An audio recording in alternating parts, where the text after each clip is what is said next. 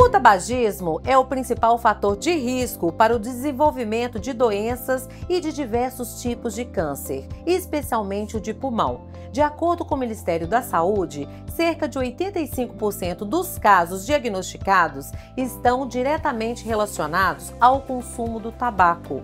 Por isso, o consumo do tabaco é a principal causa de morte evitável do mundo.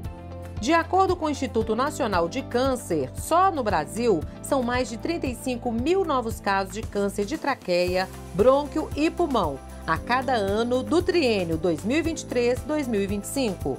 Devido ao alto índice de tabagismo, os tumores do sistema respiratório, em especial o de pulmão, ficam em quarto lugar entre os mais comuns na população brasileira. Para falar sobre esse assunto, sobre a prevenção, nós vamos conversar com ele, o médico oncologista, o Dr. Gilson Veloso. O Cuidado em Pauta está no ar.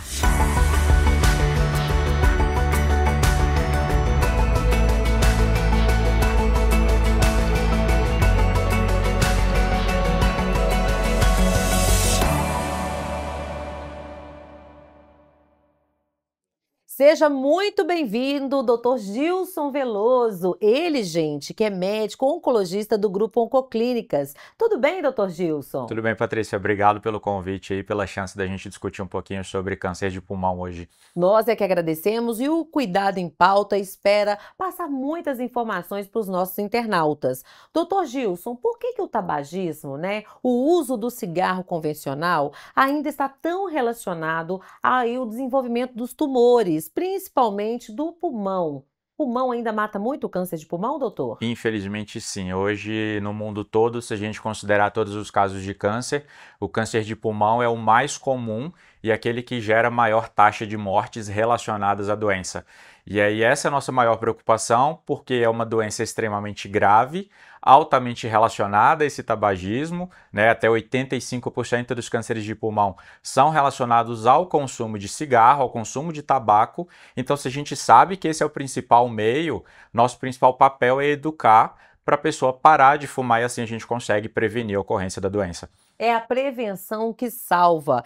E por falar, doutor, em taxa aí de morte, Olha, de acordo com os dados do Instituto Nacional do Câncer, nós tivemos aí mais de 170 mil mortes devido aí ao uso do tabaco. Então, nós precisamos de desenvolver essa cultura aí da prevenção do não ao cigarro convencional, não é isso? Perfeito, perfeito. A gente tem uma política muito forte já no Brasil sobre políticas anti-tabagismo, principalmente já desde o final da década de 80.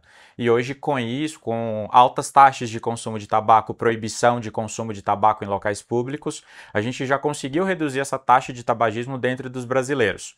Se a gente pegar os dados mais vigentes, até 12% dos brasileiros adultos admitem que fumam, e esse número ainda é abaixo de outros países, principalmente Estados Unidos e Europa, que é onde ainda tem uma sobrecarga muito mais alta. Doutor Gilson, aqui no Brasil, as leis acabaram ajudando muito na diminuição dos fumantes, mas 12% da população brasileira é muita gente ainda fumando, não é mesmo? É muita gente e a gente tenta estimular esses hábitos de vidas mais saudáveis. O tabagismo está altamente relacionado ao câncer de pulmão, mas não é o único tipo de câncer que pode ser causado. Inclusive, existem casos em que o paciente tem um câncer de pulmão e, ao mesmo tempo, pode desenvolver outro tipo de câncer. Outros tumores. Outros tumores, não Cabeça, necessariamente. pescoço. Exato, intestino, isso está muito relacionado, às vezes câncer de pele também. Então, a gente sempre tenta gerar essa pauta de prevenção. Saúde. Saúde sempre, Cuidado em Pauta, é isso que preza por vocês.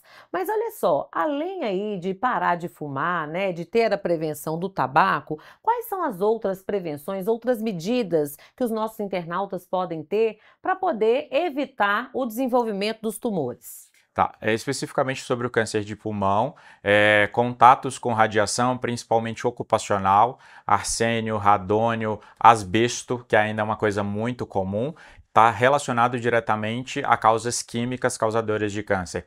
Sobre hábitos de vida, às vezes os pacientes têm muita preocupação com suplementações.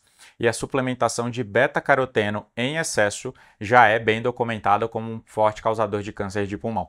Esse beta-caroteno muito falado, a gente encontra onde? Na cenoura?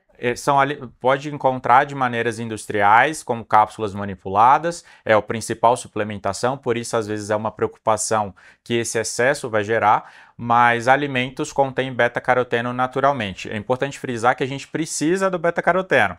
A questão é o excesso dele ao longo da vida vai acumular um certo risco aí de você conseguir desenvolver a doença. É o exagero na suplementação e também a automedicação. Perfeito. É isso que Exa pega mais assim, né? exatamente. Então, doutor, mas olha só, as leis estão aí, ajudam bastante, diminuímos o número de fumantes e não tá nada fácil para quem fuma, porque hoje as pessoas têm que sair dos locais, têm que ir para o local público, no trabalho não pode fumar, avião não pode, transporte público, todos os locais assim que não podem. Mas ainda assim as pessoas relatam bastante dificuldades para largar esse hábito que é um hábito ruim. Perfeito. Isso é principalmente por conta da nicotina, né? O que gera essa dependência maior é a nicotina. Quando a pessoa começa a fumar, depois que ela aspira as substâncias que contém dentro de um cigarro, em menos de um minuto a nicotina já gera uma sensação de prazer no cérebro. E com o passar do tempo, quanto mais a pessoa fuma, maior essa dependência, maior a sensação que você precisa de mais nicotina para se sentir bem. Vai ficando dependente cada vez mais. Exatamente. Então, por conta dessa dependência química a essa nicotina, o hábito de cessar o tabagismo fica mais difícil, porque você começa a gerar sintomas de dependência, às vezes uma piora de ansiedade, e aí a sua resposta é voltar a fumar, E é porque por era aquilo que isso dava prazer. que as pessoas relatam que quando param de fumar engordam bastante, gera uma certa ansiedade essa dependência? Em alguns casos, sim, é comum ter esse ganho de peso, porque no momento da dependência você começa a desenvolver hábitos de compulsão. E em muitos casos, essa ansiedade gera um hábito compulsório de se alimentar. Então você aumenta a quantidade de comida para tentar abaixar essa ansiedade que você teria e o ganho de peso acontece. A propaganda que vem aí no cigarro, né? O senhor acha que ajuda muito a conscientizar os nossos fumantes ao comprar o maço de cigarro? Vem a propaganda, de acordo com a lei, informando qual a doença, qual o tumor que esse fumante pode ter. O senhor acha que isso ajuda bastante? É uma maneira educativa, né? Eu acho que não é a única, é primordial, mas não é a única. Então, mas a gente consegue, de fato, em poucos passos, já estimular a pessoa para falar que o cigarro faz mal. No seu consultório, há relatos de pacientes que falam da dificuldade de parar de fumar e que achavam que o tumor não iria chegar até eles, assim, porque a gente sempre acha que vai acontecer com o outro, não é mesmo? Exatamente, isso é muito comum no consultório, inclusive quando a gente estimula que mesmo com o diagnóstico do câncer, o paciente tente parar de fumar. Inclusive, parar de fumar melhora as taxas de sucesso ao tratamento, tanto pela quimioterapia quanto pela radioterapia que a gente pode oferecer para o paciente. E aí ele fala que essa questão da dependência, principalmente por conta do diagnóstico, tem a dificuldade em receber esse diagnóstico, tem as alterações psicológicas que vêm atreladas a ele, e às vezes o paciente piora a ansiedade, e ele acaba saciando a ansiedade no cigarro. Alguns relatos às vezes falam, Gilson, às vezes eu não tenho a sensação, a vontade de fumar, mas eu preciso ter um cigarro aceso no dedo para me acalmar. O cigarro também, doutor Gilson, ele estava muito atrelado à elegância, ao cinema, né? Quando nós tivemos aí toda uma geração voltada para o cinema, para ir às salas de cinema, assistir aos jogos, né? O senhor acha que até hoje isso vem passando de geração para geração? Tem gente que fuma por status, acha ser chique? Sim, isso já melhorou consideravelmente, né? Antes o cigarro era considerado um status de poder, de luxo. Eu acho que por isso tantos meios de comunicação sempre divulgaram que os atores principais ou o elenco tivessem um cigarro na mão como prova de ser descolado, vamos usar essa expressão. Só que com o tempo, quando a gente conseguiu associar que de fato o cigarro ele era relacionado ao câncer de pulmão, isso já começou na década de 1950, as leis anti-tabagismo elas começaram a existir a partir daí, porque você começou a transformar o cigarro em um problema de saúde pública. Então, com isso, a gente conseguiu diminuir isso cada vez mais. Será que estamos diminuindo mesmo? Gente, a nossa produção, a produção do Cuidado em Pauta, foi até as ruas para saber dos nossos seguidores, internautas. Será que as pessoas estão aí atentas, né, de como é importante prevenir parar de fumar? Vamos acompanhar, Vamos lá. doutor? É com vocês!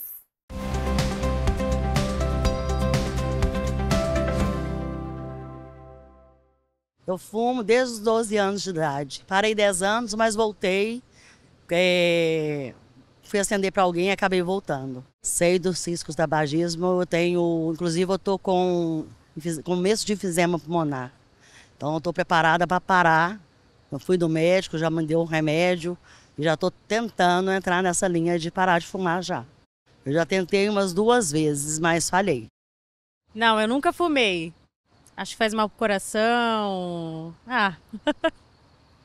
Entre outras coisas aí que não me vem à cabeça agora. Fumo todos os dias. Eu fumo tem uns 12 anos. Sim, eu sei os riscos do tabagismo e eu tenho asma. Então, para mim é mais prejudicial ainda. Já tentei parar, mas é mais fácil parar com outras coisas do que com cigarro, porque o cigarro é muito viciante. Eu não bebo hoje, mas eu fumo muito cigarro, infelizmente. Não, nunca fumei. Porque o cigarro ele é nocivo, faz mal à saúde. Ele não é cancerígeno, mas provoca infecção orgânica e o câncer aparece. E eu me amo, por isso que nunca fumei.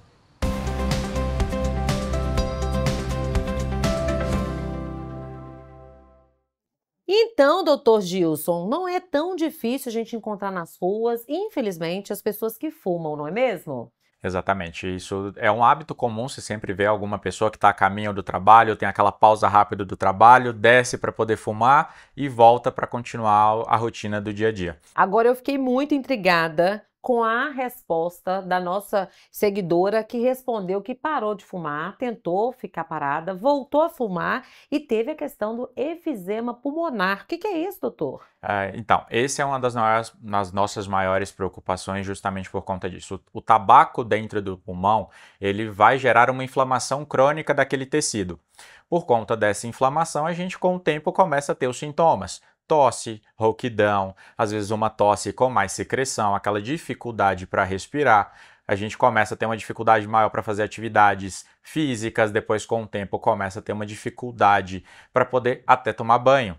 Cansaço. Exatamente. Então, o enfisema pulmonar, né, que o nome da doença seria doença pulmonar obstrutiva crônica, é justamente isso. É um contato tão longo com o tabaco que os seus pulmões estão completamente inflamados. E aí, por conta dessa inflamação, o oxigênio não chega da maneira que deveria dentro dos pulmões e essa sensação de fadiga e falta de ar geram esses sintomas que levam o paciente a procurar o médico. Então, o enfisema, na verdade, é essa inflamação. É uma inflamação. Agora, eu fiquei também pasma com a resposta do jovem, que fala que tem asma e mesmo assim fuma e fuma muito, né? Exatamente, um relato ainda que começou a fumar há mais de 12 anos. Lembrando que nesses casos o hábito de fumar também acelera a ocorrência de algumas outras infecções. Existem relações entre fumar e o desenvolvimento de tuberculose, a gente ainda tem muito relato de tuberculose no Brasil. Doenças respiratórias. Exato, no geral, e desencadeamento de crises de asma. Além disso, fumar perto de crianças aumenta a chance de crianças desenvolverem infecções respiratórias ou outros problemas respiratórios, como a asma. Excelente a sua resposta, porque agora fumar perto de criança, a criança não fuma, mas é um fumante passivo. Para todas as pessoas que não fumam, mas estão ali respirando a fumaça de quem fuma, quais são os riscos dessas pessoas desenvolverem também tumores? Certo. Isso a gente chama de tabagismo passivo. É uma convivência a longo prazo de pessoas que fumam ativamente e constantemente. Alguns dados brasileiros mostram que até 8,5% da população brasileira convive tanto dentro de casa quanto em ambiente de trabalho com pessoas que fumam ativamente. O tabagismo passivo ele aumenta a chance de outras infecções respiratórias, como essas que eu citei anteriormente, mas também pode gerar um risco de até 20% de desenvolver câncer de pulmão. 20%? 20%. É muita gente. Então não basta você não fumar, você também não pode ficar tão perto de quem está fumando. Exatamente, você está protegendo a saúde das pessoas que estão perto de você.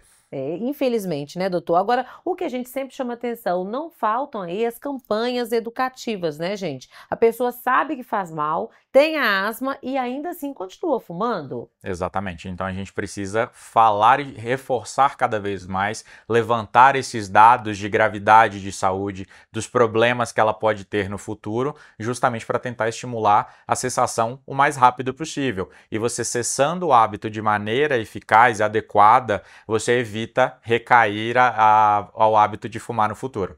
Saindo do cigarro convencional e entrando para o queridinho aí dos jovens, o cigarro vape, né? Muito famoso, que é o cigarro eletrônico. Então, doutor, nós temos dados que mostram que mais de 600% é o número de aumentos aí dentro do Brasil da comercialização desse cigarro vape. O que o senhor tem a dizer desse cigarro vape? Inicialmente, o vapor, ou cigarro eletrônico, ou pod, né, como os jovens gostam de falar, Ah, é o pod. é o pod. Ele foi desenvolvido como uma maneira de você substituir o cigarro convencional por um cigarro que causasse menos mal, vamos dizer assim. Só que essa informação ela é falseada, porque o vape ele ainda pode ter mais de 50 substâncias que são consideradas cancerígenas. Por mais que alguns vapes não tenham o tabaco diretamente, mas tem uma alta concentração de nicotina, o vape vira uma ponte para o cigarro. Porque se você colocar em equivalência, um vape equivale a 30 maços de cigarro em quantidade de nicotina. Então isso é muito concentrado. Exato, você gera um vício muito mais rápido do que o cigarro convencional. E essa é uma outra preocupação, porque além de você viciar, você ficar adito a isso, você pode gerar uma ponte para fumar o cigarro convencional no futuro, você aumenta o risco de infecções respiratórias e você ainda está consumindo substâncias cancerígenas.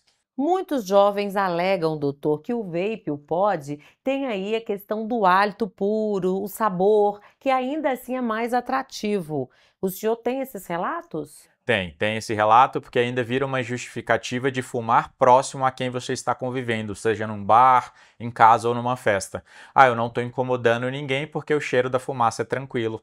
E ainda compartilham, né? Exatamente. Então, o cuidado em pauta, a produção está na rua. Vamos saber aí nas ruas, será que as pessoas estão atentas aí aos riscos do cigarro eletrônico? Vamos conferir? É com vocês.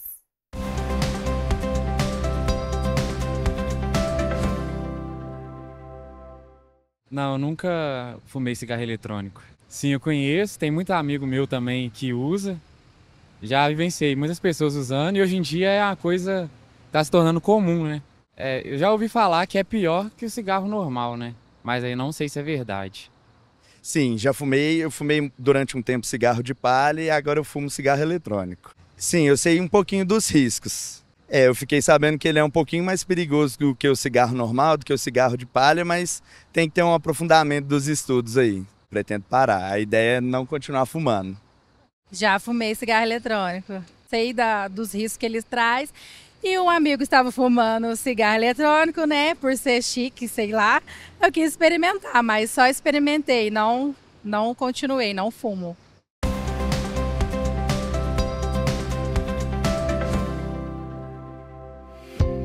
Dados do Instituto de Pesquisas revelam que, somente nos últimos 6 anos, o consumo de cigarros eletrônicos cresceu 600% no Brasil. São cerca de 3 milhões de adultos usuários do vape no país. Com base nas evidências mundiais atuais, o uso de cigarros eletrônicos aumenta o risco de uma série de danos à saúde, como envenenamento, convulsões, dependência, síndrome respiratória agudo grave, doença cardiovascular, acidente vascular cerebral, disfunção metabólica, asma, enfisema, doença bucal, dentre outras. Dr. Gilson, como podemos perceber, mesmo com a proibição da Anvisa, o cigarro eletrônico é comercializado entre os jovens. E agora, eles têm a noção, sim. Você viu o primeiro falando ali, entrevistado, de que ficou sabendo, né, aquela velha máxima, fiquei sabendo que ele faz muito mal à saúde, mas mesmo assim fuma? Exatamente. Desde 2009, na verdade, a Anvisa já proibiu a comercialização de cigarros eletrônicos no Brasil. Então, todo esse comércio é clandestino. Então, também não tem segurança nenhuma de qual líquido que tem ali dentro, né? Ou, às vezes a pessoa está fumando e não sabe o conteúdo daquele vapor. E vira aquela velha história, se me contaram por alto, não é verdade. Não é verdade, sujeito indeterminado. Exatamente. Agora a gente percebe também os sintomas como, além dos cânceres relacionados, nós temos aí enfisema, temos a questão da doença bucal, né?